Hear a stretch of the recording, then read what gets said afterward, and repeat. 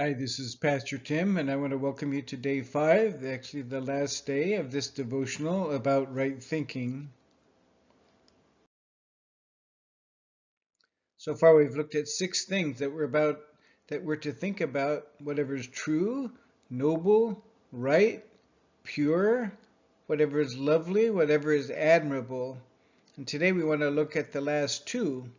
The small letters X and P on the lower right of the Admiral's hat remind you of whatever is excellent and praiseworthy. Actually, I think Paul's list could have gone on and on, so he uses these last 2 kind of as a catch-all for a multitude of other possibilities.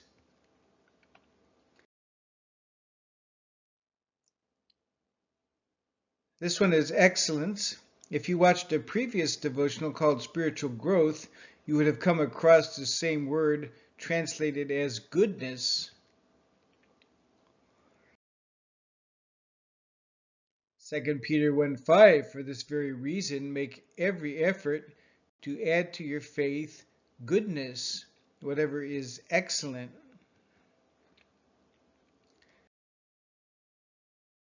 And then in 1 Peter 2:9, the same word is used, translated as praises. You are a chosen people, a royal priesthood, a holy nation, God's special possession.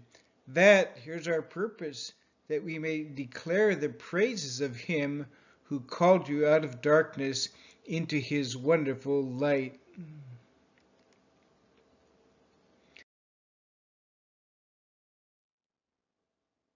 Isaiah 63:7 says, I will tell of the kindnesses of the Lord, the deeds for which he is to be praised, according to all the Lord has done for us. Yes, the many good things he has done for Israel, according to his compassion and many kindnesses. The psalmist is declaring there are so many things to praise God for, so many.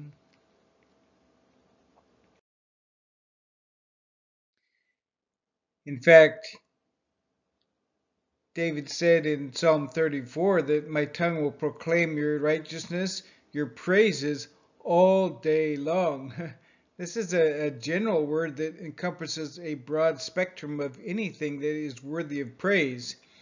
David is saying that he could spend all day long praising God. There are so many things. Now, when you're discouraged, you need to make it a habit to think about God's goodness. And when you're worried, think about God's promises. In fact, a large portion of our prayers should be praises. Philippians 4:6 says, do not be anxious about anything, but in every situation, by prayer and petition, with thanksgiving, here's where the praises come in. You present your request to God. Bring your anxieties to God in prayer, which should be done in an attitude of worship. Present your petitions, which are your expressions of need, and do all of this with thanksgiving, which is an attitude of gratitude. Clovis Chappell gave this illustration. He said years ago, in the pioneer days of aviation, a pilot was making a flight around the world, and after he had been gone for some 2 hours from his last landing field, he heard a noise in his plane, which he recognized as the gnawing of a rat. He realized that while his plane had been on the ground, a rat had gotten in. For all he knew, the rat could be gnawing through a vital cable or control of the plane. It was a serious situation. He was both concerned and anxious.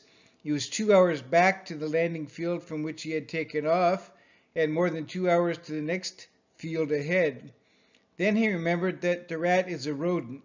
It's not made for the heights. It's made to live on the ground and under the ground. Therefore, the pilot began to climb. He went up 1,000 feet, then another 1,000 feet, until there was no more, up to 20,000 feet, and the gnawing ceased. The rat was dead. He could not survive in the heights. More than 2 hours later, the pilot brought the plane safely to the next landing field and found the dead rat. Worry is a rodent. It cannot live in the presence of God. Worry dies when we ascend to the Lord through prayer and His Word.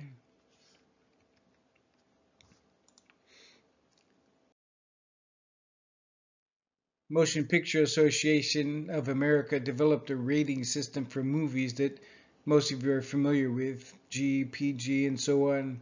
These ratings help somewhat, but they're by no means a measure of Christian standards. I would suggest you use Paul's XP rating system. X stands for excellent and P for praiseworthy. An XP1 rating would mean that one of these positive qualities mentioned in verse 8 is found. XP2 rating would mean two of the qualities are found. An XP6 rating would mean that it includes things that are true, noble, right, pure, lovely, and admirable. Well, unfortunately, you won't find many XP ratings higher than 2 coming out of Hollywood, even if they are rated G or PG. Here's an important reminder from day 1 of this devotional. As followers of Jesus, we have a spiritual desire to do God's will. And in order to do God's will, we need to know God's will. And in order to know God's will, we need to be transformed by the renewing of our minds. And we look at Romans 12:2 that talks about being transformed by the renewing of our mind.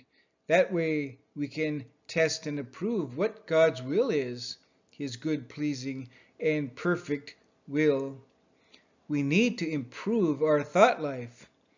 You can use Philippians 4:8 to help you begin the process of renewing your mind. Starting new patterns of thinking is difficult. Start with these 8 things mentioned and ask God to help you. And be patient. In the old days, they used hand pumps for getting water from a well. If the pump was not used for a while, it was often hard to get water out of it. You had to pump it quite a few times. But if it is used regularly, then the water flows easily. Now, your mind might be like one of these old pumps. It'll take some time to develop new habits.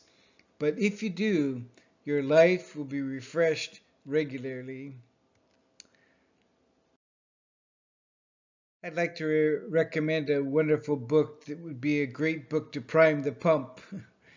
Knowing God by J.I. Packer, very well-known, popular book. In fact, over 1 million copies are sold. I encourage you to get this book and help you to think more about God and to get positive thoughts into your mind. Well, if you haven't memorized these 8 things yet, make it a goal to get that done. And I hope and pray that this study has been helpful. I put a link to this graphic that's on the screen here in the description section below, which you can use for helping you to remember these things. Also, please put your comments below of things that you've learned from this devotional. Well, thanks again, and God bless you and help you experience right thinking.